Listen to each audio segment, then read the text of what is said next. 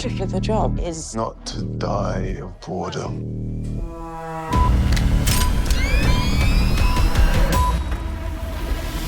Can you tell me what attracted you to this project and what made Still stand out for you? I think it was just the script, really. The writing, Satiris. You would never know it was the first time he'd written something of this scale, but it was just so thrilling, so exciting, so anxiety-inducing, so tense. You had that feeling, I hope you feel when you watch it, where you're just constantly wanting to know what happens next. It just pulled me in.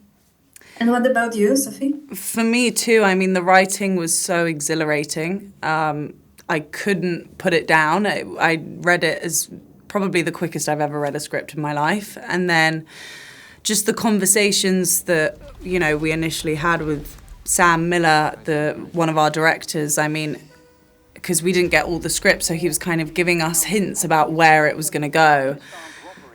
And I just had to find out what happened in the end, so I was like, well, I've got to do it. Otherwise, I'll never find out. How did you find the balance between her real personality and the face that she presents when she is under pressure?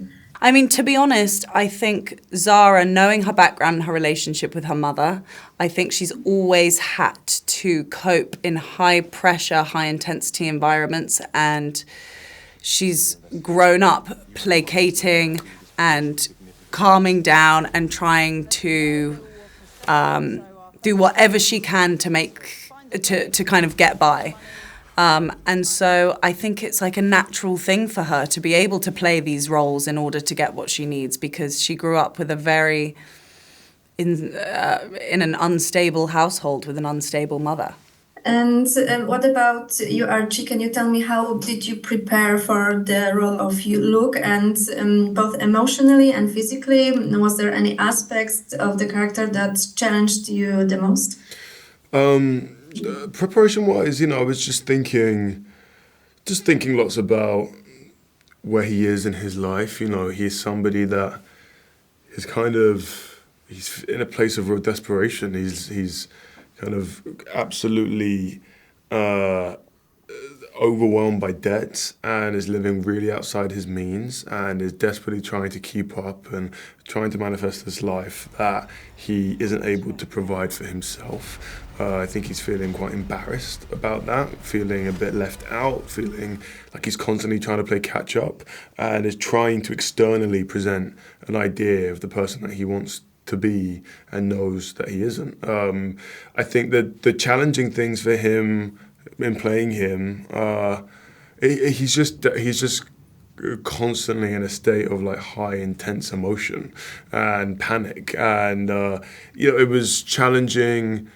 It was challenging because it's tiring to keep that up all day when you're running around and crying and you know, panicking and crying again, like those, and shooting them as much as we were. It's those scenes become exhausting, but it also felt right and real and like the correct response for him.